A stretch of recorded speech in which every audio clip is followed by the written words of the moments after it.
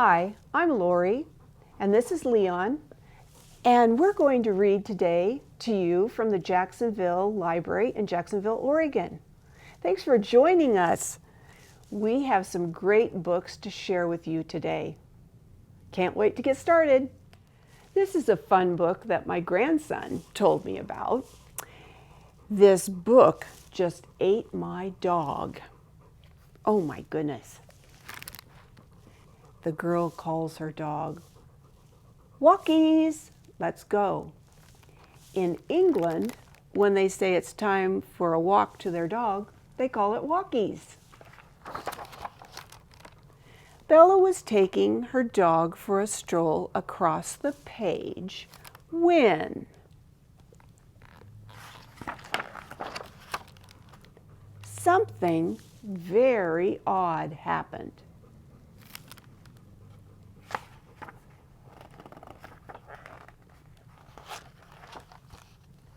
"Hello, Bella. What's up?" said Ben. "This book just ate my dog."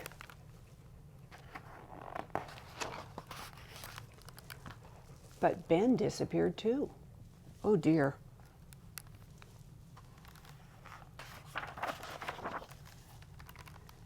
Suddenly, help zoomed in. Here's the dog rescue truck. I wonder what he's going to do about the problem. But uh-oh, then it vanished.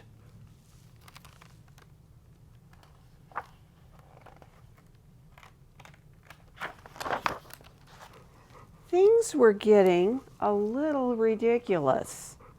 Here comes the fire brigade, or the fire truck, and what happened to it? I just have to sort this out myself, thought Bella.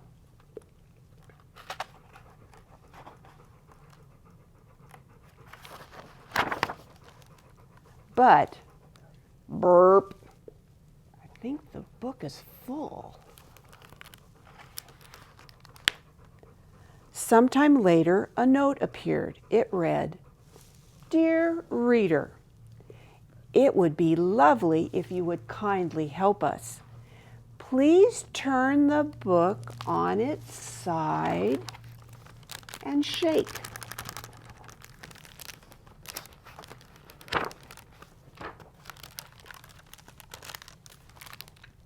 And shake, and shake, and shake, and shake." And who do we see appearing? There's Ben, and the fire truck, and the police car. Everybody reappeared after just one more wiggle.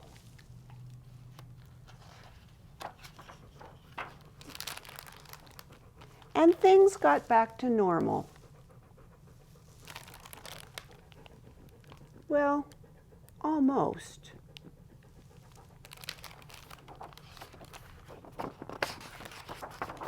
Dear reader, please tell this book to promise not to be naughty next time. Thank you, Bella. This book is about Bruno the Standing Cat.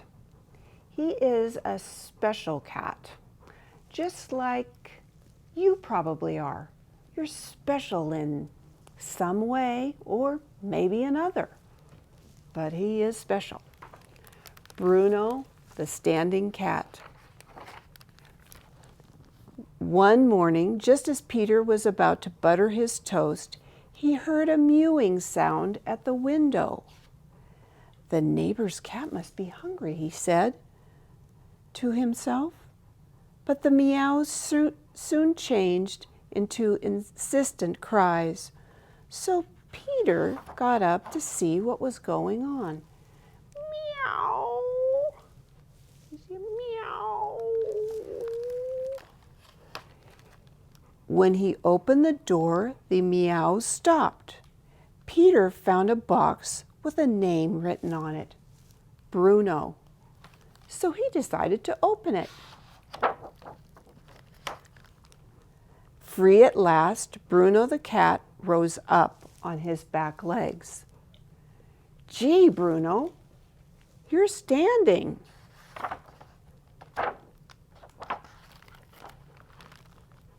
Peter had never seen a cat stand up, but that didn't matter.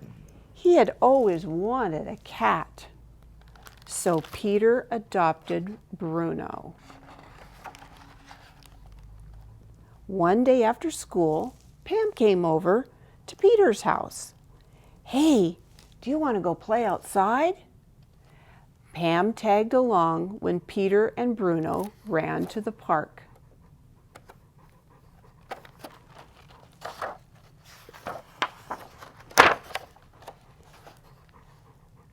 "But how did you teach your dog to do that?" asked Pam. "I didn't teach him," asked Peter. "He always could do that. Bruno is a standing cat."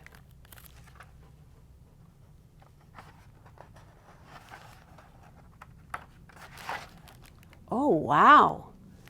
Can Bruno catch a mouse?"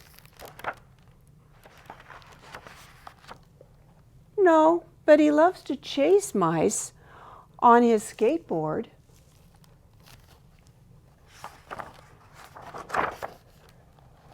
"Awesome. Does Bruno like to play with balls of yarn?"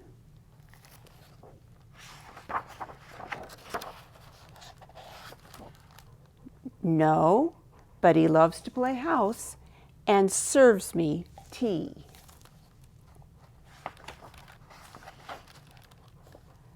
"How funny. Does Bruno scratch his claws everywhere?" "No, never. But sometimes he likes to give me a back rub."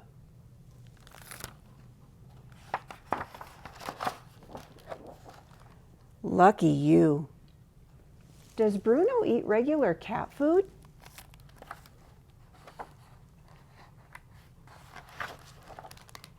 "No, he won't eat it. But he does like chewing bubble gum. He can even blow bubbles upside down." "Amazing. Does he like to hide in his box?"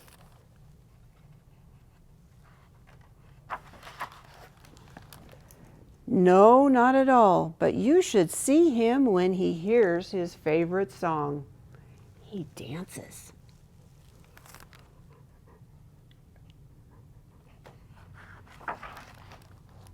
"Yeah, not bad. Can Bruno do something that no one else can do?" Watch this. Bruno starts to run. He flies. And he catches the ball. "Whoopee!" exclaims Pam. "Look at him go." Bruno is a standing cat, and he is unique. But what I like most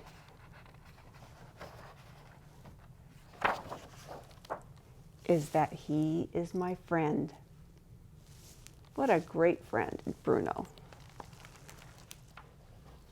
We're going to read a book titled Hattie and the Fox. And if you know anything about chickens and foxes, they don't necessarily like each other because foxes think chickens are the best dinner ever.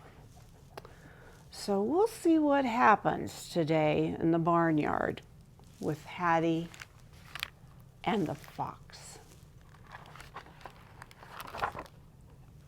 Hattie was a big black hen. One morning she looked up and said, "Good gracious me, I see a nose in the bushes." Do you see the nose in the bushes?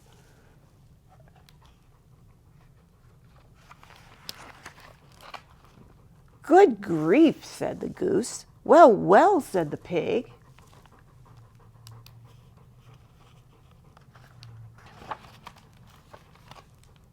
"Who cares?" said the sheep.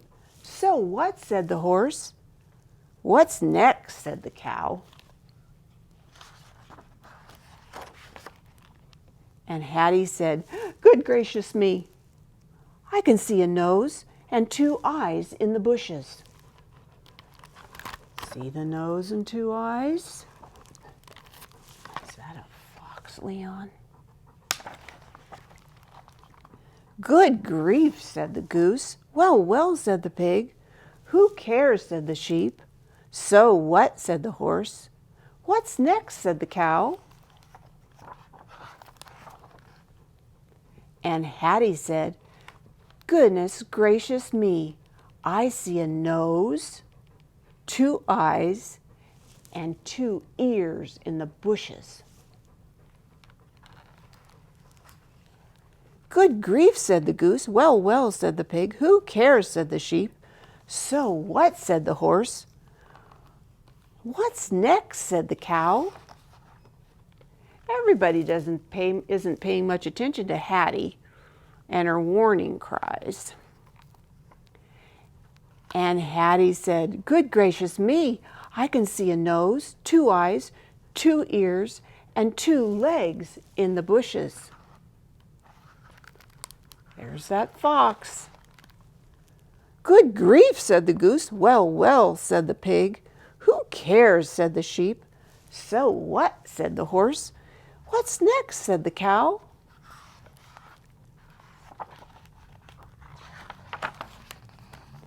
And Hattie said, "Goodness gracious me, I can see a nose, two eyes, two ears, two legs, and a body in the bushes." "Oh, good grief," said the goose. "Well, well," said the pig. "Who cares?" said the sheep. "So what?" said the horse. "What's next?" said the cow.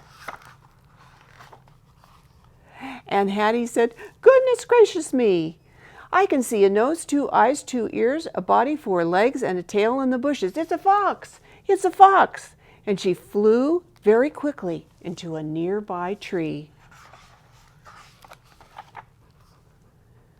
"Oh no," said the goose. "Dear me," said the pig. "Oh dear," said the sheep. "Oh help," said the horse.